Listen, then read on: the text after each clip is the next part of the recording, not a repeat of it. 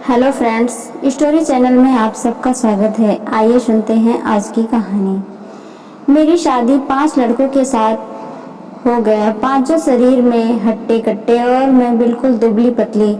उन सबको कैसे सहती। जैसे ही सुहाग रात का समय आया, वह 5 लोग पहले बारी से मेरे साथ सुहाग रात मनाने लगे और फिर वह 5 इकट्ठे मिलकर उसके बाद मेरे साथ जो हुआ उससे मैं दर्द के साथ कराह रही हूँ। दरअसल मैं ऐसे खानदान में पैदा हुई थी जहाँ सारे भाइयों की दुल्हन एक ही लड़की बनती थी। मेरी माँ भी मेरे पापा और ताया जी और चाचा जी की पत्नी थी। मैं 14 साल की थी और मुझसे बड़े मेरे 4 भाई थे। घर में शादी का माहौल था क्योंकि मेरे चारों भाइयों की शादी थी और भाभी सिर्फ एक थी। उस समय मुझे इस बारे में खबर नहीं थी। मैं बिल्कुल अनजान थी। मुझे नहीं पता था कि इस तरह का कोई रिवाज भी होता है। मैं तो इस खुशी में झूम गई थी कि घर में 4 भाभी आएंगे। पर भाइयों की शादी के बाद जब दुल्हन का गृह प्रवेश किया जा रहा था, चारों भाइयों के साथ सिर्फ एक ही दुल्हन थी। सारे लोग बहुत खुश हैं कि घर में बहू आ गई है, पर मैं सिर्फ सच में सोच में थी कि आखिर मेरी बाकी 3 भाभियां कहाँ हैं। इन सबको भूल गई। मैं नाचने में लग गई क्योंकि कुछ दिन ऐसे ही निकल गए। मैं रोज देखती कि मेरी भाभी के पास सारे भाई जाते थे। पढ़ाई लिखाई उस समय होती नहीं थी, जो थोड़ी बहुत होती थी तो सिर्फ लड़कों के लिए। लड़कियों को पढ़ाई नहीं करने देते थे। कुछ दिन बाद मेरी सहेली की बहन की शादी थी। उसके पिताजी और मेरे पिताजी बहुत अच्छे दोस्त थे, इसलिए उसकी शादी में मेरे पूरे परिवार को बुलाया गया। सब लोगों के साथ मैं भी वहां गई तो मैंने देखा कि दोनों की बारात आई है। मैं रोने लगी कि यह तो सिर्फ एक ही लड़की की शादी है। कैसे खैर उस दिन की शादी के बाद मैं घर आ गई। जब मन को घर का सारा काम करके खाली बैठे देखा तो मैंने माँ से पूछा लिया कि आखिर यह क्या है, एक लड़की के इतने सारे दूल्हे कैसे हो सकते हैं। तब मेरी माँ ने मुझे प्यार से समझाया कि बेटी, हमारे समाज में जिसकी जहाँ लड़की का रिश्ता होता है और जितने भी भाई होते हैं उन सबके साथ शादी होती है। मैंने माँ से पूछा कि इतने सारे लड़कों को एक अकेली लड़की कैसे संभाल पाती है। उस समय मैंने कहा कि बेटी, अब जैसे भी हुई है सबको करना ही पड़ता है। यह उस लड़की की किस्मत की ही बता सकती है कि उसके कितने लड़कों के साथ शादी होगी। मेरे ज़्यादा कुछ समझ में नहीं आ रहा था और वहाँ से उठकर चली गई। कुछ सालों के बाद जब मैं 17 साल की हुई तो मेरे घर में मेरी शादी के बारे में बातें चलने लग गई। भाई और पापा ने मेरे लिए रिश्ता देखना शुरू कर दिया। मैं बिल्कुल भी खुश नहीं थी शादी करने के लिए, क्योंकि मेरा दिल घबरा रहा था कि पता नहीं कितने लड़कों के साथ मेरी शादी हो गई और उसके बाद उन सबको मैं कैसे संभालूंगी। पर मेरी कहाँ चलने वाली थी। आखिर होना तो वही था जो घर में के बड़े चाहते थे। दूसरे दिन मैं अपनी माँ के साथ बैठी थी और तीसरा तभी मेरा सबसे बड़ा भाई आया।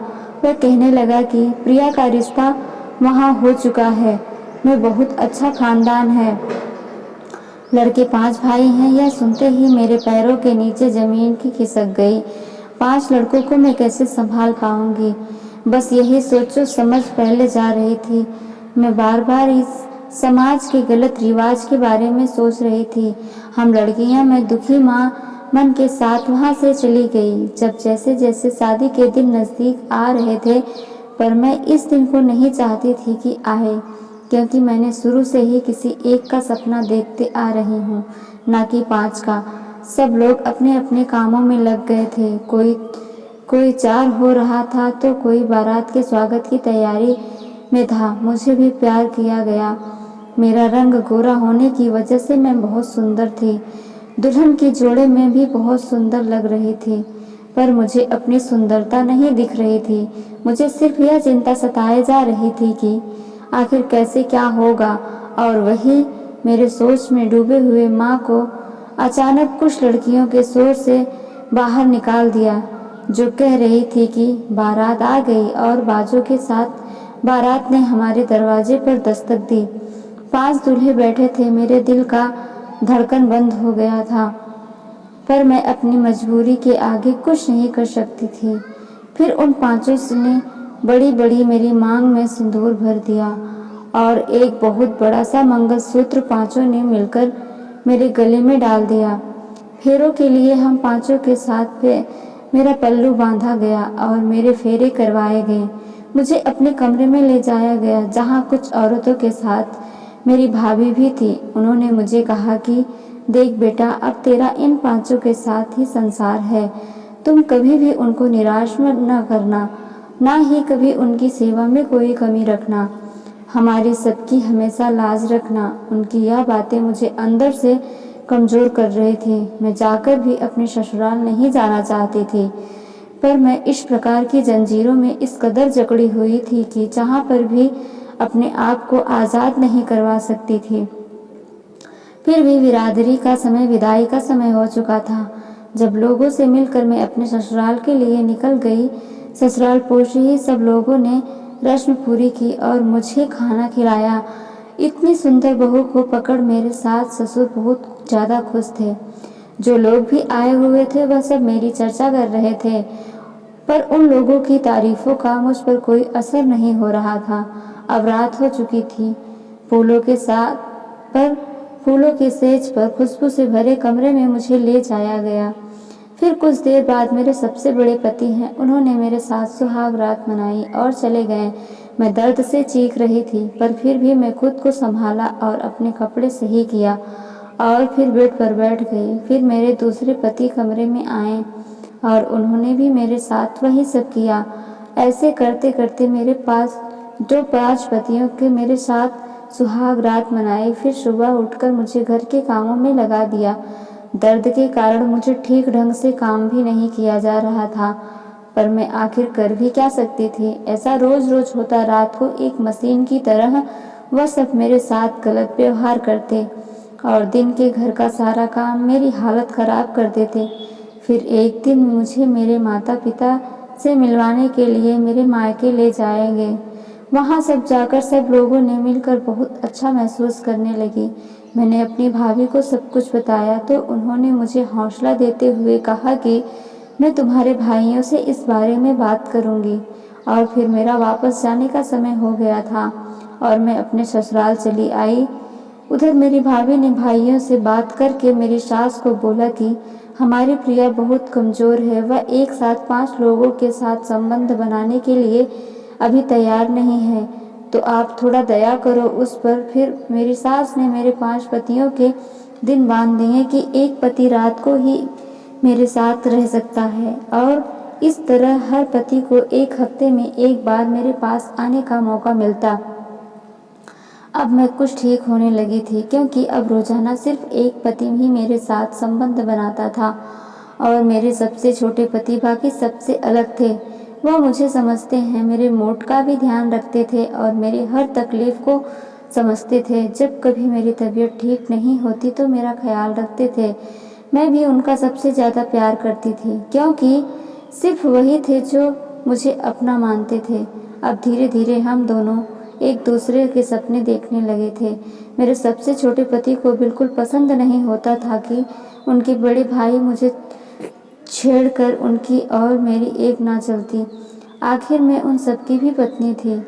एक दिन में सबसे बड़े पति ने मुझे क्या कहा, तो सचिन मतलब मेरे सबसे छोटे पति को इतना प्यार क्यों करती है?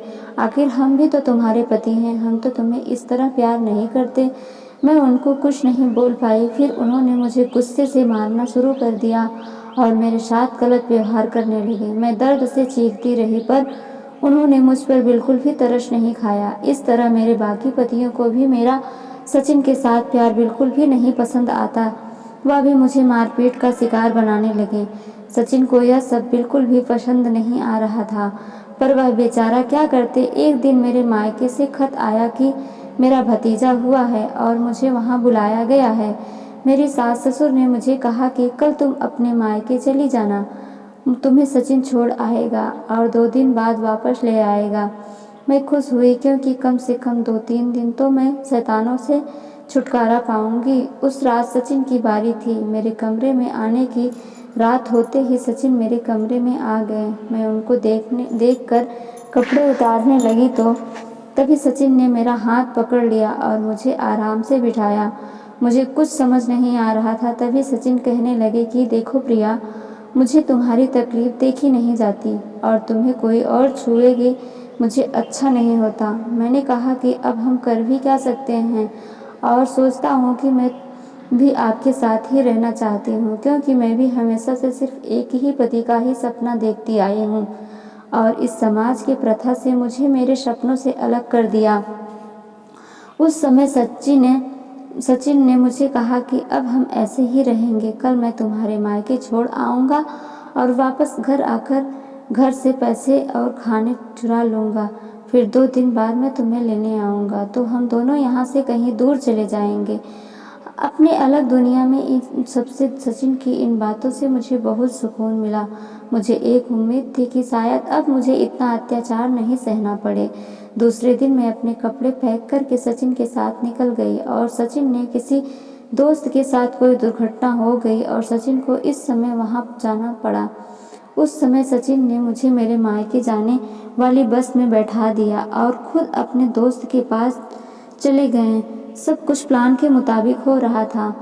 शाम का समय था। मेरे ससुर के पास मेरे पिताजी का फ़ोन आया। उन्होंने कहा कि क्या हुआ, आपने कभी तक प्रिया को भेजा क्यों नहीं? मेरे ससुर जी ने कहा कि आप क्या बात कर रहे हैं, प्रिया तो सुबह ही बस में बैठ गई वह आने के लिए। फिर सचिन के आने के बाद मेरे ससुर जी ने कहा कि प्रिया अभी तक अपने घर नहीं पहुंची, क्या तुमने उसको सुबह सही बस में नहीं बैठाया? तब सचिन ने कहा कि नहीं, मैं तो उसको एक ही बस में बिठा कर आया था।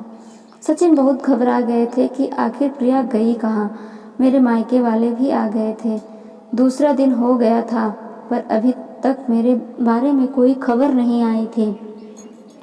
सबसे ज़्यादा सचिन दुखी थे और आखिर कहाँ गई। 2 दिन बाद वह मेरे साथ अपनी दुनिया बसाने वाले थे, पर इससे पहले ही यह घटना हो गई थी। मेरी कोई खबर न आने से सब लोग पुलिस स्टेशन चले गए और रिपोर्ट दर्ज करवा दी।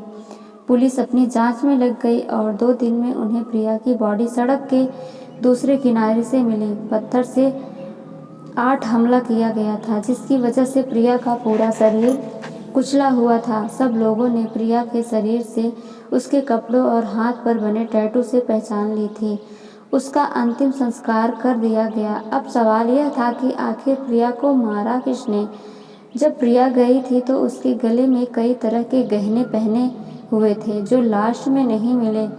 सब लोगों ने इसको लूट करने का इरादा समझ लिया। कुछ दिनों तक पुलिस छानबीन में करती रही पर अपराधी नहीं मिला। फिर बाद में इस घटना को भुला दिया। क्या सब लोग भी भूल चुके थे, पर प्रिया को भूलना सचिन के लिए मुश्किल था। वह प्रिया की याद में दिन रात रोता रहता। एक रात सचिन अपने कमरे में सो रहा था। उसी समय उस खटखटा की आवाज़ सुनाई दी। सचिन ने अपने कमरे का दरवाज़ा खोला और करके पीछे की तरफ गया जहाँ से आवाज़ आ रही थी। फिर उसने देखा कि प्रिया का ससुर जमीन खोद के जमीन में से कुछ काट रहे थे। फिर उन्होंने जमीन में से एक लाल रंग की पोटली निकाली और उसमें कुछ गहने निकले। सचिन यह देखकर घबरा गया तो उसने देखा कि यह तो वही गहने हैं जो उसे दिन प्रिया पहनकर घर से गई थी। सचिन ने सारा माजरा समझ लिया था, पर वह सब सोचकर दुखी भी हो रहा था कि उसके पिताजी ऐसा कैसे कर सकते हैं। सचिन से दूसरे दिन पुलिस को बुलाया और सारी बात बता दी। प्रिया का ससुर सचिन को गुस्से से देख रहा था, पर फिर पुलिस के डर से उन्होंने सब कुछ बदल दिया। उन्होंने कहा कि मैं सचिन और प्रिया की सारी बातें सुन ली थी। यह दोनों 2 दिन के बाद भाग जाएंगे तो मेरे चारों बेटों का क्या होगा और हमारी बिरादरी में क्या इज्जत रह जाएगी। इस डर से मैं प्रिया को पीछा करने लगा और कुछ मुझे गुंडे आदमियों की मदद के साथ में प्रिया को मरवा दिया था कि वह सचिन के साथ भाग न पाए। और मैं कहाँ लिया था कि लोगों को लूट का मामला लगे और हमारे गहने बच जाएं। पुलिस अब प्रिया के ससुर को गिरफ्तार कर चुका थी। सचिन की आंखों से आंसू नहीं रुक रहे थे। यह कैसे सहन करना पड़ता है जिसकी वजह से लड़कियों को इतनी तकलीफ सहनी पड़ती है, और अगर वह खुल के जीना चाहे तो उनको जान से मार दिया जाता है। सचिन आप अपनी पूरी जिंदगी प्रिया की यादों में समर्पित कर चुका था। अब आप ही बताओ दोस्तों कि प्रिया का असली कातिल कौन है था, उसका ससुर या हमारा समाज या फिर हमारे पुराने। हेलो दोस्तों, अगर आपको हमारी स्टोरी अच्छी लगी तो प्लीज़ लाइक, कमेंट, शेयर और चैनल को सब्सक्राइब करें। मिलते हैं कल एक नई स्टोरी में, तब तक के लिए धन्यवाद।